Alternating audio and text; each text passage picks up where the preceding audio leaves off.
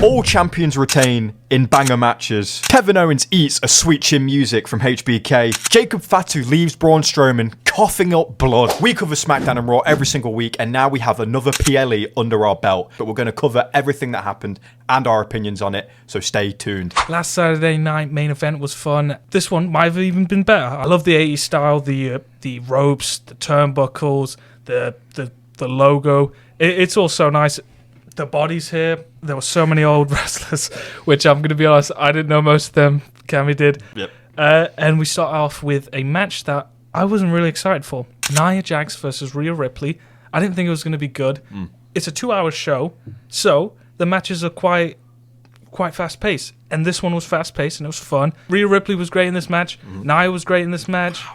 There were so many good spots to call. I'd say, yeah, go watch it. 100%. Rhea Ripley wins the match. She does win the match. Rhea was fantastic, as we've come to expect from her. And Nia Jax, again, a force to be reckoned with. But Rhea, at one point, springboarded off the ropes into a Hurricane Rana, won the match with a Riptide as well, picking up Nia Jax, which is such a feat in itself. Hit her with a powerbomb off the turnbuckle and an electric chair. This match exceeded expectations beyond anything we could have expected. It was so fast-paced. And this is why we love 2-hour shows, man, because the wrestlers have some hustle. They have a time limit. They have time constraints. And this match just flew by. It was incredible. I echo everything that Bev said. Go and watch it. It was fantastic. Sheamus versus Braun Breaker for the IC Championship. Fun match. Just because every other match they've done. Braun Breaker, holy shit. He runs so fast. He does. It's true. The spear is so nice. He speared him off the metal chairs. It was just ridiculous. There was so many spots to call, bro kicks. Yeah. Man, I thought Sheamus had it. He didn't have it. He fooled us hard. There was one point in the match where Sheamus hits a very nice bro kick and a great sell by Braun Breaker. Won it, dude. He looked like he got fucking... He looked like he got concussed by it. But at the very last moment, Braun gets his leg up on the ropes, which it's a good choice because it makes Sheamus look like he almost had it won, which we believed he did. Which the body himself told us. He counted 3. The ref counted 3. He had his hand too high up. That was the first time. Yeah. And then the second time, he counted to 3. He did, yeah. He counted to 3. That means he won the match. It doesn't matter you got your foot on the rope. He counted to 3. It wasn't 2.99. It was 3 seconds. He counted 3. He counted the 3. Fantastic match, and Braun retains. Unfortunately, that is what we predicted, but... You know, it wasn't going to happen at Saturday Night Main Event. Like we said, this could be Sheamus' swan song. It could be a WrestleMania moment, but great match. The signing with the Heartbreak Kid, HBK, Shawn Michaels in, where are we? San Antonio, Texas. The home of the Heartbreak Kid. Introduces Kevin Owens first, and then Cody Rhodes. Yeah. And we get Cody, who just straight up signs the contract, no issues, and he's like, and then Kevin Owens baits the signing 3 times. Oh my god! He picks up the pen and goes to write, and then he grabs the mic, and Kevin Owens and Cody Rhodes snaps. He's like, "Shut!" They both had really nice promos in it, and then what happens once he finally signs it? When he finally signs it, he refuses to shake Shawn's hand. He's just being all sorts of disrespectful to the legend. He references the "I lost my smile" promo, which you don't do that to Shawn and expect to get away without a sweet chin music. At that point, both men turn their backs, and Kevin Owens, you don't turn your back on KO, dude. Is this first time around here or something? He attacks Cody. Shawn pushes him away, then turns his back again. He attacks Shawn. Cody helps, and Kevin Owens eats. Oh, shit. I almost forgot. Yeah, mention it. Kevin Owens attempts to hit a package power driver on Shawn Michaels, as we predicted, or as you said in the video. And he actually does. It nearly does. Cody saves him, and Shawn Michaels hits a sweet chin music, much to the delight of the San Antonio crowd, who, I need to add this before we were electric tonight. They were incredible. This crowd was fantastic. Normally, American crowds aren't great. They get shown up. This was a phenomenal crowd. Incredible, man. Really hype. Yeah, really hype segment. Both men do get the contract as Shawn wanted, and we're all set. We are all set. They are both goldless right now. The titles have been suspended. They have. Above the ring, and we will... Oh, baby. For the Royal Rumble, which is next week. Oh, my God. Not far away. Oh, my God. The Royal Rumble is like the second best pay-per-view. Yeah. Only to WrestleMania, which, Genuinely. of course, there's no way you can top WrestleMania card. So excited. Yeah, and you don't want to miss it. It's a huge week. We've just covered this PLE. We've got another one next week. You don't want to miss a moment. We get Braun Strowman versus Jacob Fatu. First ever time we're wrong in our prediction. Were we wrong? Were we wrong? Were we?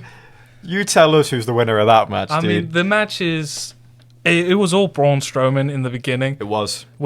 And then the only time Jacob had a good part was during the commercial break. We didn't see so it. we didn't see anything. No. So really, the whole match was Braun Strowman winning it. And then, dude, Jacob Fatu gets a whiff of like... something, bro. It must have been a full moon because he just starts going mental, dude. And obviously, Braun Strowman's like 400 pounds, so he gasses out. Huge. And then Jacob takes advantage of him. I mean, he's been in prison. He knows. And he does 8 hip tosses. Yeah, hip in bumps. In the turbo. And then after that, he's bleeding. Oh he's my covered. God, it was He disgusting. throws the ref out the ring. Yeah, DQ. DQ. All the security come out. It doesn't even matter, dude. He then proceeds to hit 3 moonsaults onto this bloody beaten Braun Strowman. And even Tama Tonga has to stop him, dude. Yeah. Which is crazy. His boy, it's like, okay, You've done it. You've killed him. You've got him. He's had enough. It just goes to show that one-on-one between the ropes, maybe Jacob Fatu isn't the most professional. He's not trying to score the pinfall, the 1, 2, 3. He just wants to fucking hurt and maim, dude. And that's exactly what he does. And we almost missed it for a moment. Braun, when it cut back to the ring, I wasn't expecting blood this match, were you? No. I wasn't expecting blood. It was blood. disgusting, dude. And you're telling me, because it's a DQ, Braun Strowman wins the match? Yeah. Oh yeah, let me get my hand raised. Oh wait, he's on the ground but beaten to a bloody pulp. He can't even stand Does up. that count to his win percentage? Does it?